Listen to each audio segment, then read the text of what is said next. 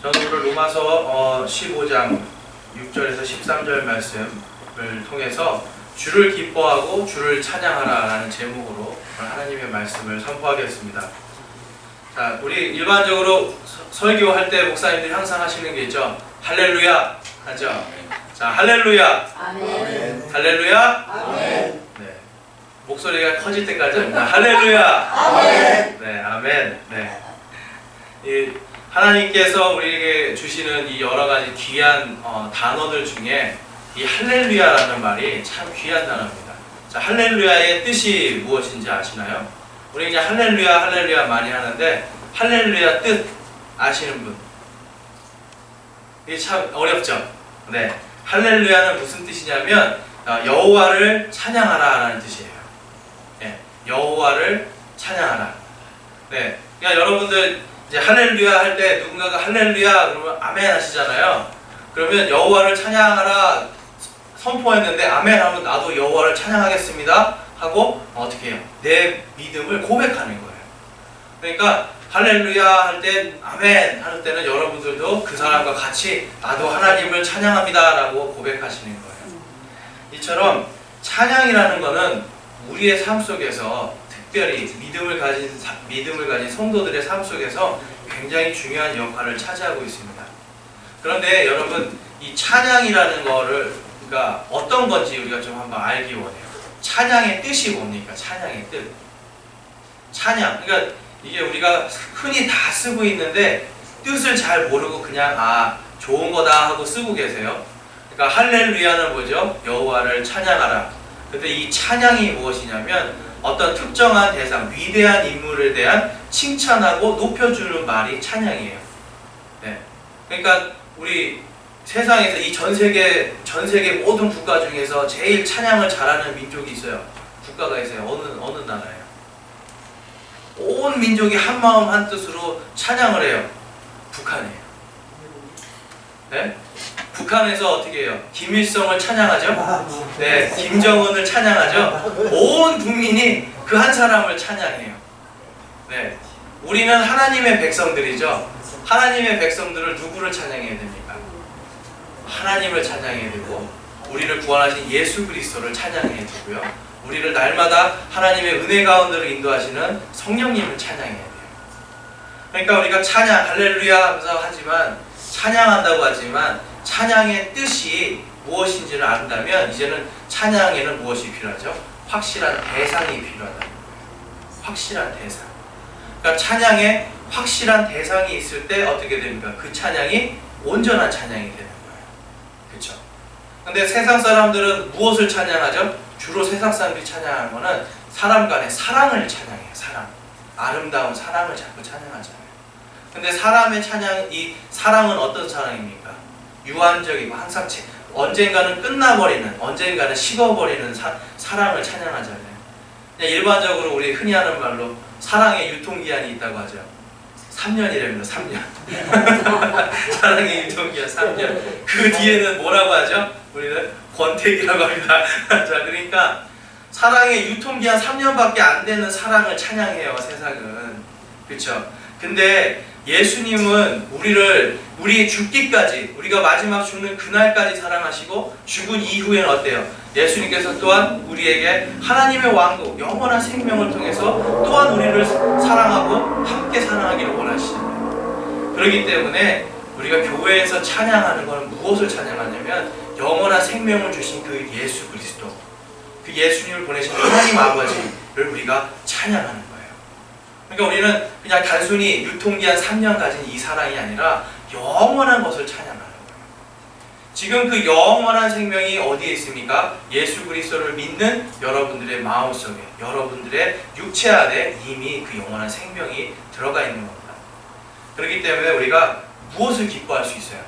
바로 우리를 구원하신 예수 그리스도의 그 복음을 기뻐해야 되는 겁니다. 그리고 그 복음을 완성하신 하나님 아버지를 찬양해야 되는 거예요. 네. 자, 그렇다면 여러분 우리의 찬양의 대상이 이제 확실해지죠. 그렇죠? 그럼 우리의 입술이 해야 될 것도 확실해지죠. 우리의 입술이 해야 될 것은 바로 하나님을 찬양하는 겁니다. 그러니까 세상 살면서도 예수 그리스도를 믿는 사람들은요, 뭐가 튀어나와야 돼요? 하나님을 찬양하는 게 툭 튀어나와야 돼요. 그냥 막 세상적인 이런 얘기하다가 근데 하나님께서 나에게 이러한 은혜를 주셔서 너무 감사해. 하나님에 대한 찬양이 이렇게 툭 튀어나오게 돼 있어요. 하나님을 사랑하니까 하나님의 은혜에 감사하면서 은혜가 2% 툭 튀어나옵니다. 이것도 찬양입니다. 그러니까 찬송은 뭐냐면 찬양하는 이 마음을 노래로 드리는 게 찬송이고요. 그 다음에 내가 입술로 하나님께 영광 돌리고 하나님을 자랑하는 것, 하나님을 높여드리는 것이 찬양이에요. 자, 이제 찬양과 찬송에 대한 의미를 잘 아셨죠? 그러면 이제 우리 입이 해야 될 게 딱 정해져 있어요. 하나님을 찬양하기에 더 노력해야 됩니다. 근데 우리 세상에 우리 사자성어 중에 그런 말이 있죠. 일구이연이다. 이게 무슨 뜻이죠? 한 입으로 두 말한다. 네, 한 입으로 두 말한다. 왜 한 입으로 두 말을 해요? 사람은 사실 모두가 거짓말쟁이에요. 한 입으로 진실을 말하지만 언제 내가 불리해질 것 같으면 얼른 말을 바꾸게 돼요. 이게 모든 사람이 똑같아요. 이 세상에서 가장 많이 하는 거짓말이 뭔지 아세요? 난 한 번도 거짓말 안 하는 사람이야. 이런 사람. 나는 한 번도 거짓말 안 하는 사람. 이게 진짜 가장 큰 거짓말이에요. 네. 인간은 거짓말을 하고 삽니다. 그래서 캐나다에서 실험을 했는데 사람이 하루에 몇 번 거짓말하는 줄 아세요? 하루에 200번 한대요. 네, 반갑지 않은 사람한테도 인사할 때 반갑습니다 인사하잖아요. 네, 200번. 근데 미국에서는 또 뭘 했냐면 이 캐나다 연구에서 보니까 4살짜리 애도 2시간에 한 번씩 거짓말을 해요. 야, 이게 4살짜리 꼬마 애들도 2시간에 한 번씩, 6살짜리 애들은 1시간 반에 한 번씩 하래요. 자, 그럼 나이 순대로 어떻게 해요? 거짓말 많이 하는 거죠. 자, 이제 여러분들의 나이에 비례해서 거짓말 하시는 겁니다. 네, 농담이고요. 그러니까 우리는요 늘 이렇게 거짓말을 하면서 살아요. 작은 거짓말이든 좋은 거짓말이든 거짓말을 하는 게 사람의 입술로 이렇게 계속 나오게 돼 있어요. 자, 그러면 그 거짓말, 일구이연하는 거짓말을 없애는 확실한 방법, 줄이는 확실한 방법, 그것은 뭐냐면 바로 주님을 찬양하는 거예요. 내가 마음으로 주님을 믿고 의에 이루어서 내가 구원받아서 너무 기쁜데, 네, 그렇죠? 이 기쁨을 자꾸 얘기하는 거예요. 그러면 어떻게 됩니까? 거짓말을 하는 시간이 줄어들게 되는 거죠. 만약에 여러분 생각해 보세요. 6살짜리 아이가 구원으로 너무 기뻐가지고 하루 종일 그 구원에 대한 이야기를 한다고 생각해 보세요. 1시간 반마다 하던 거짓말이 어떻게 돼요? 아마 반 이하로 떨어져 버릴 거예요. 그렇기 때문에 우리는 예수 그리스도를 믿는 이 믿음을 통해서 진리 가운데서 주님을 기뻐하고 주님을 찬양할 수가 있어요. 우리가 주님을 믿는다라는 것은 무엇인가요? 그것은 바로 하나님의 말씀을 믿는다는 거고 진리의 말씀을 믿는다는 겁니다. 시편 71편에 다윗은 이렇게 얘기해요. 시편 71편 5절에 보면 주는 나의 소망이시니이다. 오 주 하나님이여, 주는 내가 어릴 때부터 신뢰한 이시니이다 라고 이야기합니다. 어릴 때부터 신뢰하고 믿는 그 주님을 이제 찬양하고 그분만이 나의 소망이라고 이야기합니다. 여러분, 시편은 무엇이냐면요, 전체가 무엇이냐면 하나님을 찬양하는 글이에요. 하나님을 찬양하는 글. 그래서 여러분들이 만약에 일기를 쓰신다라고 하는 분들이 계시다면 하나님을 찬양하는 글들을 자꾸 써보세요. 그러니까 시를 쓰시는 분들은 하나님을 찬양하는 시를 써야 되지, 세상의 사랑과 뭐 어떤 희노애락을 자꾸 해봤자 힘들고 어려운 것밖에 생각 안 나죠. 하나님을 찬양할 때 우리는 무엇 속에 거할 수 있냐면 진리 가운데 거할 수가 있습니다. 그래서 신약 성경에서는 우리가 찬양하는 것이 어떤 것인지를 히브리서 13장 15절에서는 이렇게 말씀합니다. 그러므로 우리가 그분으로 말미암아, 예수 그리스도죠, 계속해서 찬양의 희생물을 하나님께 드리자. 이것은 곧 그분의 이름에 감사를 드리는 우리 입술의 열매니라 라고 말씀합니다. 자, 하나님을 끊임없이 찬양하는 것이 무엇이라고요? 우리 입술의 열매예요. 그 사람의 됨됨이, 그 사람의 신앙을 알 때 우리는 무엇을 통해 알 수 있죠? 사실 입술의 열매를 통해서 알 수가 있어요. 입술로 사람이 말하는 것은 어디에서 나오는 겁니까? 자신의 마음에서 나오는 거예요. 그러니까 자신의 마음에 무엇을 믿는가가 사람의 입술로 고백이 되는데 그 입술의 열매가 무엇이냐면 바로 찬양의 희생제물이다라고 히브리서 기자는 이야기하는 겁니다. 그래서 믿는 모든 자들은 입술로서 하나님을 찬양하기를 끊이면 안 돼요. 그리고 동시에 우리가 진리 가운데서 주님을 기뻐하고 주님을 찬양해야 된다고 오늘 또 말씀은 이야기하고 있습니다. 우리 다 함께 로마서 15장 8절에서 9절 말씀 보시겠습니다.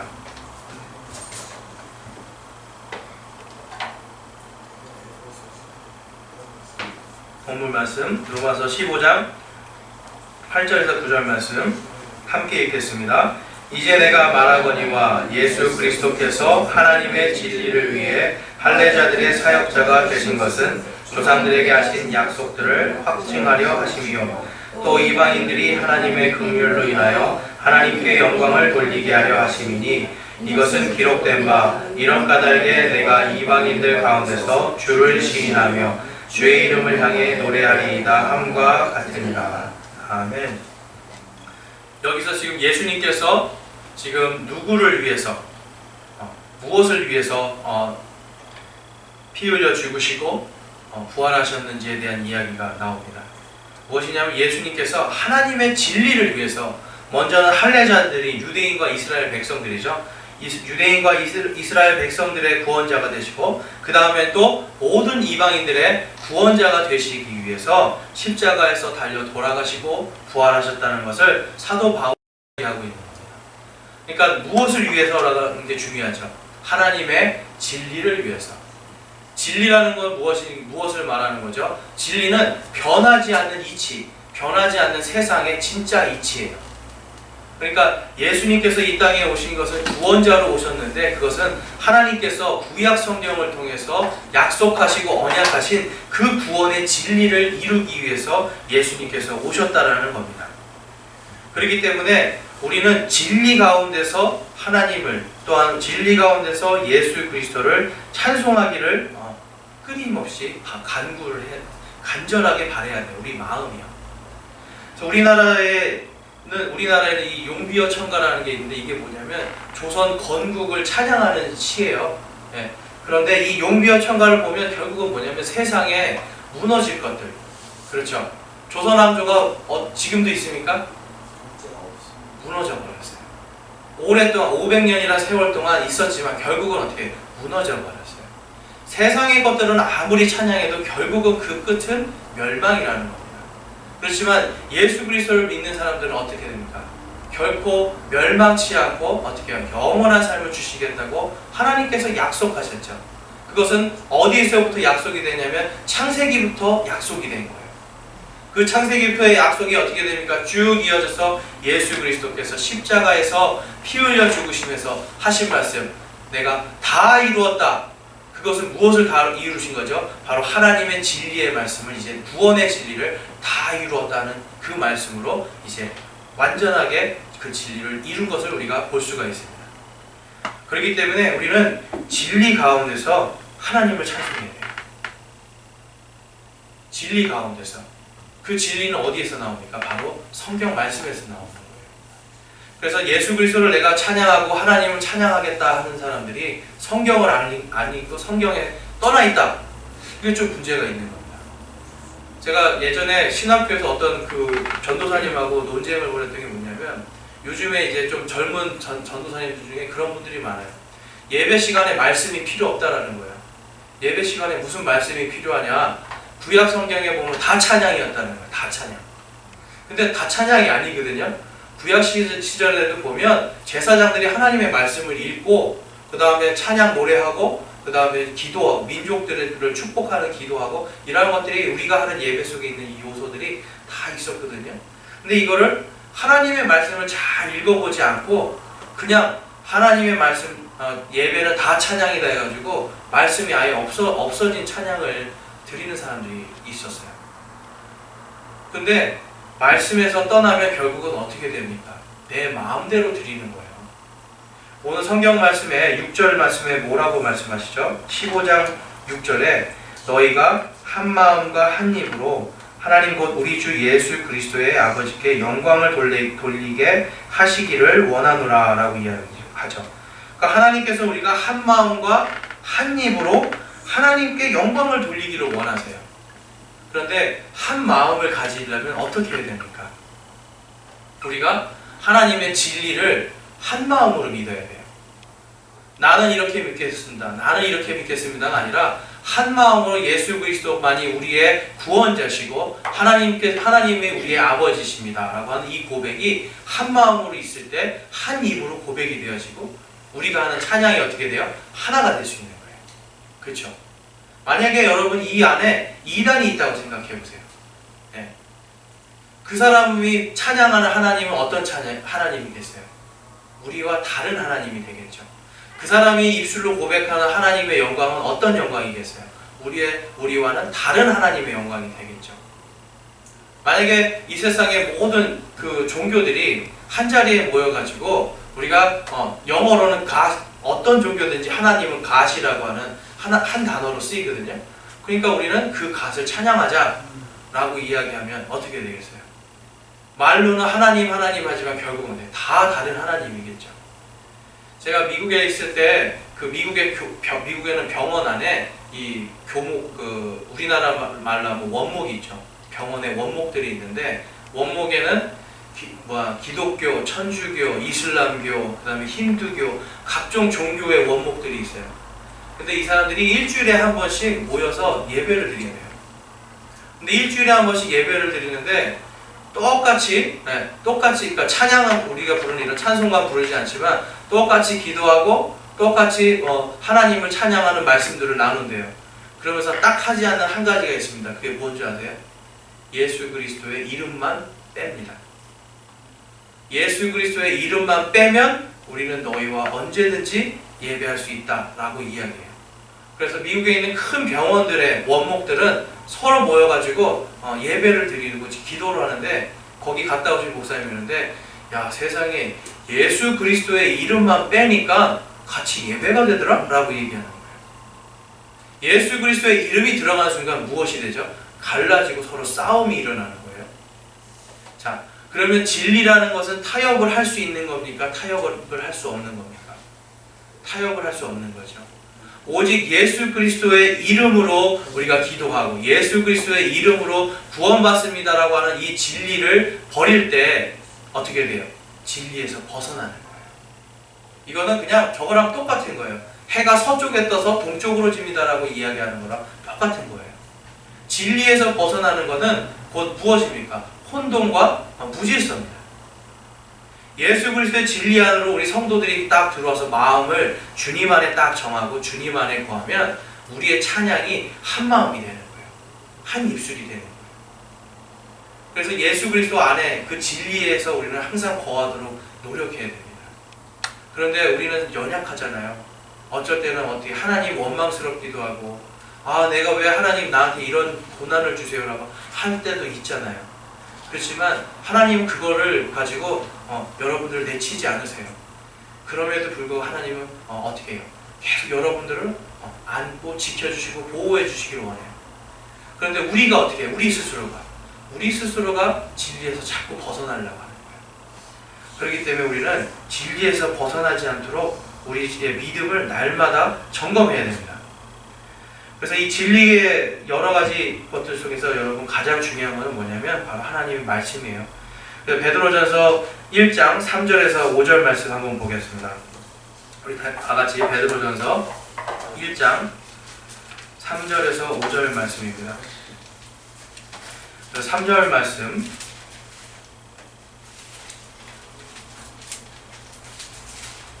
신약성경 이제 뒤로 넘어가시면 베드로전서가 있습니다.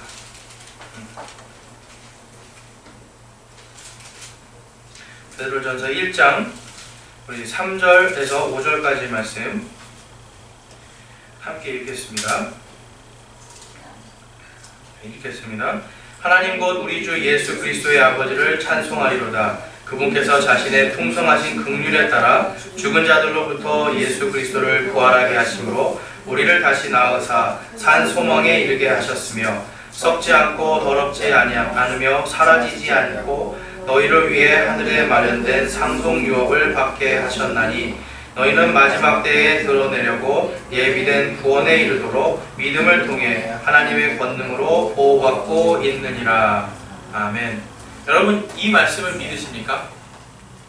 여기에서 굉장히 중요한 핵심이 있어요. 지금 사도 베드로는 무엇을 찬양하고 있냐면 예수 그리스도의 그 부활의 소망을 찬양하고 있어요. 근데 그 소망을 통해서 우리는 어떻게 돼요? 썩지 않고 사라지지 않는 영원한 상속유업이 우리의 다음 예수께서 재림하실 때에 기다리고 있다는 것을 지금 사도 베드로는 찬양하고 있습니다.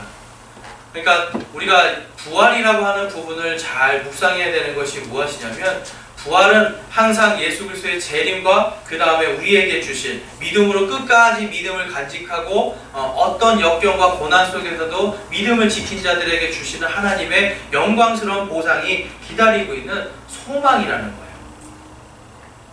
진리 안에서 우리가 거할 때, 진리 안에서 우리가 하나님의 말씀이 그렇다면 그렇습니다라고 아멘할 때, 그때 어떻게 됩니까? 우리는 이 참 소망을 이미 지금 소유한 사람으로 살 수가 있는 거예요. 그러니까 찬양을 한다는 것은 지금 이 순간에 여러분 찬양할 때 우리가 한 가지 간구하는 게 있어요. 뭐냐면 지금 오늘 나에게 주신 이 은혜를 찬양할 때가 더 많아요. 그런데 오늘 나에게 주신 은혜가 없으면 어떻게 되겠어요? 은혜가 없어지면 찬양 안 하게 돼요. 어떤 사람 찬양할 게 없다라고 그래요. 감사할 게 없다라고 그래요. 그런데 오늘 이 베드로는 무엇을 보죠? 이 당시에 베드로는 어떤 상태였어요? 쫓겨다니고요. 항상 죽음의 공포 속에서 박해를 받던 시대예요. 그럼에도 불구하고 어떻게 합니까? 내가 지금 죽든지 살든지 주님께서 5절 말씀에 뭐예요? 그 예비된 구원에 이르도록 믿음을 통해 하나님의 권능으로 나를 보호하고 계시다라는 것에 지금 감사하고 있는 거예요. 여러분, 하나님께서 지금 여러분들께서 예수 그리스도를 믿고 구원받은 여러분들의 구원을 무엇으로 보호하고 계시다고요? 하나님의 권능으로 보호하고 계세요. 이것이 얼마나 크고 감사한 일입니까? 세상의 종교들은 뭐라고 그러죠? 너희가 이 종교의 규례에서, 이 종교의 틀에서 벗어나면 어떻게 돼요? 구원받지 못한다고 이야기해요. 모든 종교가 똑같아요. 모든 종교는 뭐냐? 그들이 가지고 있는 율법에서 벗어나면 구원받지 못한다고 이야기해요. 그러니까 어떻게 됩니까? 믿음을 90년 동안 잘 간직하다가 마지막 돌아가실 때 갑자기 미운 인간이 하나 생각나서 막 욕했다고 생각해 보세요. 근데 율법에 욕한 자는 구원받지 못한다 이렇게 써있다고 생각해 보세요. 그 한 번을 구원받지 못하는 거죠. 하나님은 여러분들의 그러한 율법적인 외적인 것을 보는 것이 아니라 그 마음속에 있는 믿음을 보고 그 믿음을 어떻게 해요? 끝까지 마지막 날까지 우리의 구원을 지켜주시겠다라고 지금 약속하고 있는 거예요. 진리 안에 거하는 사람들은 무엇이냐면 바로 이 하나님의 언약의 말씀 안에 완전히 거하고 그 언약의 말씀 속에서 무엇을 소망하냐면 하나님께서 주시는 이 다음에 주시는 하나님의 보상에 대한 것을 소망하는 사람들입니다. 이와 같이 성도들은요, 진리 안에서 한 마음과 한 입을 가지고 찬양해야 됩니다. 진리 안에 거하기 위해서는 항상 주님의 말씀을 늘 가까이 하셔야 돼요. 주님의 말씀이 가까울 때 여러분들의 마음속에 있는 하나님에 대한 찬양이 바뀌게 돼요. 내가 하는 찬양이 아니라 하나님이 원하시는 찬양을 하게 돼요. 그리고 우리는 또 진리 안에서 하나님의 영광을 기뻐하고 찬송한다고 오늘 성경은 말씀하고 있습니다. 다시 한번 제가 8절에서 9절 말씀 읽어볼게요. 이제 내가 말하거니와 예수 그리스도께서 하나님의 진리를 위해 할례자들의 사역자가 되신 것은 조상들에게 하신 약속들을 확증하려 하시며 라고 이렇게 말씀합니다. 그리고 이제 또한 이방인들이 하나님의 긍휼로 인하여 하나님께 영광을 돌리게 하려 하심이니 이것은 기록된 바 이러한 까닭에 내가 이방인들 가운데서 주를 시인하며 주의 이름을 찬송하리이다 함과 같으니라 라고 이야기합니다. 그러니까 다시 말해서 우리가 하나님께서 말씀하시는 이 진리 안에는 무엇이 항상 동반이 되냐면 하나님께 영광이라는 거예요. 하나님께 영광. 자, 찬양이라는 게 무엇이라고 말씀드렸죠? 아까? 찬양이라는 건 어떤 대상에 대해서 칭찬하고 그분을 높여드리는 거예요. 그러니까 하나님의 영광을 우리가 생각할 때 하나님의 영광을 늘 살펴보면서 영광 가운데서 거할 때 우리는 진리를 통해서 온전하게 하나님을 기뻐하고 찬양할 수 있다는 겁니다. 그래서 요한복음 8장 31절에서 32절 말씀에 이렇게 말씀하고 있습니다. 요한복음 8장 31절 32절에 보면 이에 예수님께서 자기를 믿은 유대인들에게 이르시되 너희가 내 말에 거하면 참으로 내 제자가 되고 또 너희가 진리를 알지니 진리가 너희를 자유롭게 하리라 하시니. 아멘. 진리가 우리를 자유롭게 한다고 예수님께서 지금 말씀하고 계세요. 유대인들은 어떤 진리를 쫓았죠? 유대인들은 외적인 진리를 쫓았어요. 율법을 지키는 율법의 의를 쫓았어요.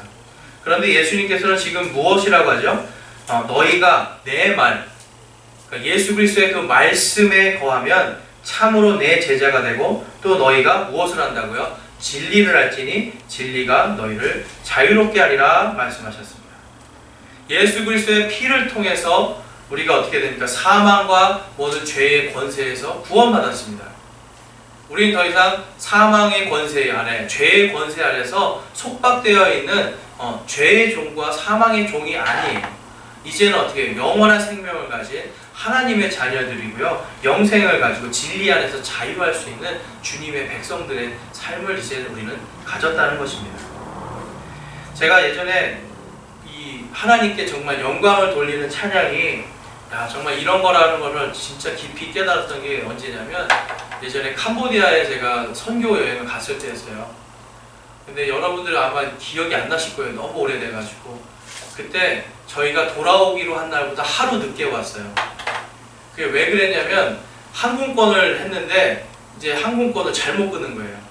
우리가 돌아오기로 한 그 전날 걸로 끊었는데 멀쩡하게 같이 보고 있으면서도 그러니까 토요일 날 오기로 했는데 그 항공권에는 금요일로 써 있었거든요. 멀쩡하게 다 같이 보면서도 이거 토요일이라고 믿는 거예요, 여러분. 토요일이라고 믿으니까 어떻게 돼요? 금요일이라고 써 있는데도 토요일이구나 생각하는 거예요. 그러니까 어떻게 되니까 비행기는 이미 떠났죠. 떠나고 토요일 날 공항에 갔더니 너네 때문에 어제 비행기가 2시간을 못 뜨고 있었다는 거예요. 네, 기다리느라고. 왜냐하면 많은 숫자가 안 오니까. 그래서 이제 부랴부랴 다시 비행기를 이제 티켓을 다시 끊고 이제 기다리는데 이게 너무너무 힘든 거죠. 그리고 같이 갔던 그 우리를 인솔했던 목사님은 얼마나 힘드셨겠어요. 교회에서 난리가 났죠. 이거 그때가 저희 처음 갔을 때인데 봐라 이러니까 선교 가면 문제가 생긴다 이제 이런 말도 있었어요. 근데 그날 저희가 무엇을 경험했냐면 이제 저희가 그렇게 못 가니까 선교사님이 그러면 내가 정말 데려가고 싶은 데가 한 군데 있다. 그래서 가자고 그러고요. 어디였냐면 캄보디아에 있는 가정교회였어요. 가정에서 이렇게 한 10분도 안 되는 분들이 이렇게 예배를 이렇게 모여서 드리는데 거기에는 영어를 하는 사람도 없고 한국말 하는 사람도 하나도 없어요. 근데 우리가 거기에서 그분들은 캄보디아 말로 찬양을 하고 우리는 한국말로 찬양을 하는데 세상에 피아노 반주도 없거든요. 그런데 우리가 한 마음으로 찬양하고 있는 거예요. 한 마음으로. 왜 그랬을까요? 그 찬양의 가사는 하나하나가 무엇이죠? 하나님의 진리를 담고 있잖아요. 하나님의 진리와 하나님의 소망과 하나님의 사랑을 다 담고 있는 찬양이니까 어떻게 해요? 우리가 한 마음으로 서로 언어는 다르지만 한 마음으로 우리가 입술을 벌려서 하나님께 영광을 돌리는 찬양을 했던 경험이 있습니다. 여러분 우리가 하나님께 영광을 돌리는 이 찬양의 입술을 열 때요 하나님께서 역사하세요. 하나님께서 역사하시는 것은 언어와 민족과 모든 장벽들을 다 무너뜨립니다. 그것을 넘어서 하나님께 온전히 입술을 벌려 찬양할 수 있게 해주신 거예요.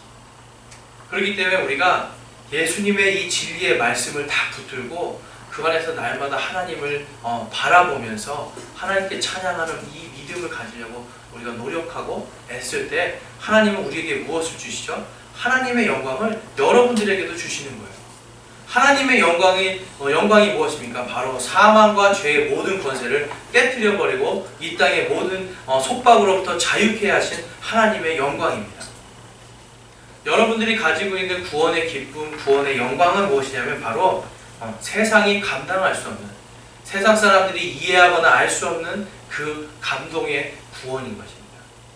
그래서 진리 안에서 우리가 있을 때 우리는 참 평안을 얻습니다. 제가 엊그저께 뉴스를 보면서 느낀 게 있어요. 정말 세상의 뉴스를 보면서 야, 어떻게 뉴스 1시간 동안 단 하나도 기쁜 소식이 없구나. 단 한마디도 기쁜 소식이 없어요. 그렇죠? 전부 다 그냥 우울한 얘기들이고 심각한 얘기들밖에 없어요. 그런데 성경 말씀을 딱 피면 뭐가 나오죠? 하나님의 소망과 진리와 기쁨과 사랑과 이런 게 막 넘쳐나는 거예요. 그러니까 우리는 하나님의 말씀을 다른 말로 무엇이라고 합니까? 복음이라고 합니다. 복음. 영어로는 good news, 좋은 소식이에요. 하나님의 말씀을 딱 펼 때 우리는 무엇을 접할 수 있죠? 하나님의 진리 속에 있는 good news, 복음을 받은 우리가 볼 수가 있는 거예요. 그래서 덮어놓고 믿으시면 안 돼요. 성경 말씀을 열어놓고 성경 말씀의 이 진리 안에서 거하시면서 우리가 믿음 생활을 해야 돼요. 근데 그것의 가장 첫 번째 무엇이냐면 하나님께 영광의 찬양을 올려드리는 겁니다. 그래서 오늘 다시 본문 말씀으로 돌아가면 이 로마서 15장으로 돌아가 볼게요. 로마서 15장으로 가보실게요. 15장 13절 말씀입니다. 15장 13절 말씀 함께 읽겠습니다. 이제 소망의 하나님께서 너희가 믿는 가운데 모든 기쁨과 평강으로 너희를 충만하게 하사 성령님의 권능을 통해 너희에게 소망이 넘치게 하시기를 원하노라. 아멘. 지금 하나님께서 여러분들에게 원하시는 것은 여러분들께서 소망의 하나님께서 주시는 그 기쁨과 평강을 충만하게 누리기를 원하시는 거예요. 그것은 무엇을 통해서 이루어집니까? 바로 하나님의 영광을 찬양하는 것에서 이루어집니다. 우리가 소망하는 것이 무엇이 있죠? 여러분들의 삶 속에서 가장 기쁘고 행복한 것들은 어떤 것들입니까? 제가 말씀드린 것처럼 우리가 누리는 기쁨과 행복, 우리가 누리는 사랑, 우리가 찬양하는 이 세상의 모든 것들은 결국은 그 끝이 있고 멸망할 것들이고 사라질 것들입니다. 그런데 영원하신 하나님의 말씀, 이 복음의 말씀은 지금 우리에게 소망과 기쁨이 충만한 삶으로 우리를 이끌고 있습니다. 여러분들께서 저와 여러분이 진리 안에 거하실 때 하나님의 기쁨과 소망이 충만할 줄로 믿습니다. 그리고 하나님을 찬양하고 하나님께 영광을 돌리는 삶을 통해서 우리 안에 또한 하나님께서 주시는 이 영원한 소망과 기쁨이 충만할 줄로 믿습니다. 우리가 그 기쁨과 그 감사와 소망을 잃지 않고 끝까지 예수께서 재림하시는 그날까지 믿음을 지키고 이 믿음의 모든 여정을 잘 완주하시는 저와 여러분이 되시기를 주님의 이름으로 축원합니다. 우리 함께